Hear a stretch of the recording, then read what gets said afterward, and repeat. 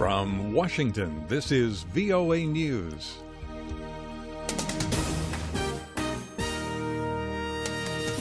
I'm David Forrest reporting Summiteers put pressure on Russia. U.S. President Barack Obama and German Chancellor Angela Merkel met together before the G7 summit in Germany. So this morning, as we celebrate one of the strongest alliances the world has ever known, my message to the German people is simple.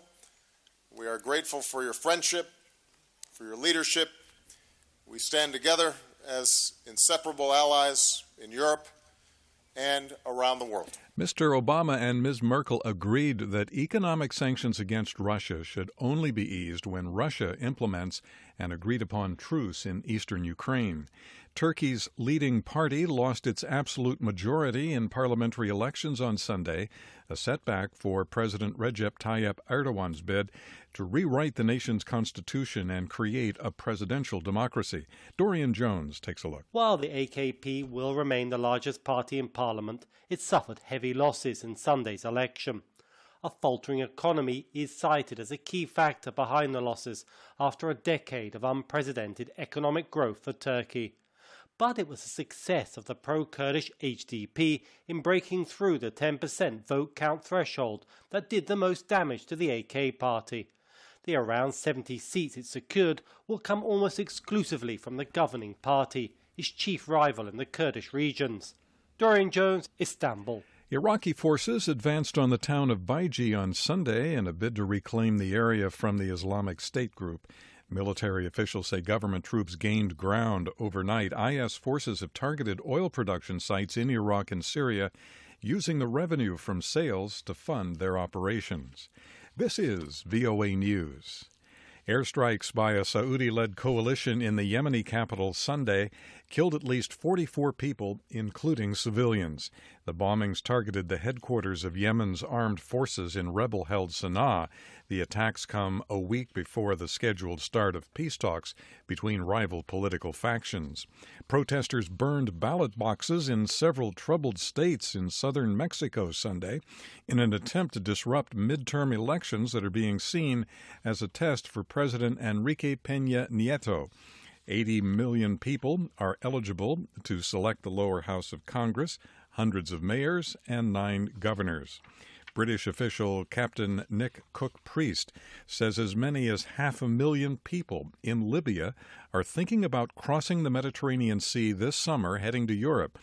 On Sunday, Britain's Ministry of Defense said the warship HMS Bulwark had been dispatched to rescue at least 500 of the migrants. Also on Sunday, an Italian Coast Guard ship carrying 316 migrants from 3 separate operations off Libya's coast docked at an Italian port.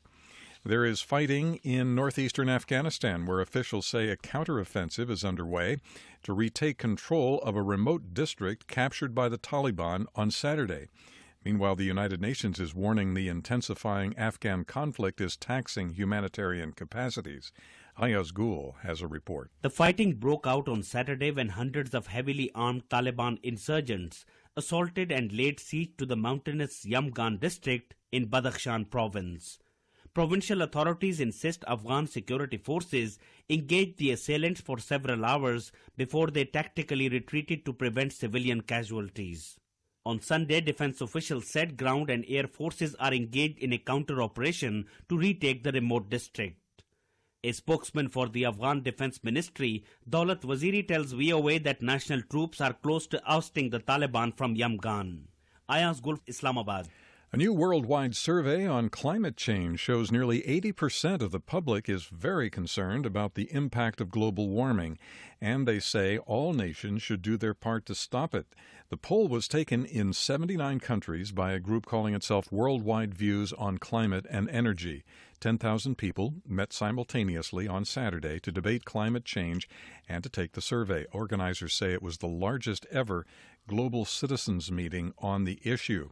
Nearly half of those asked believe the world should give up exploring for fossil fuel reserves such as oil and coal, 2 of the chief sources of pollution. From the VOA News Center in Washington, I'm David Forrest. That's the latest world news from VOA.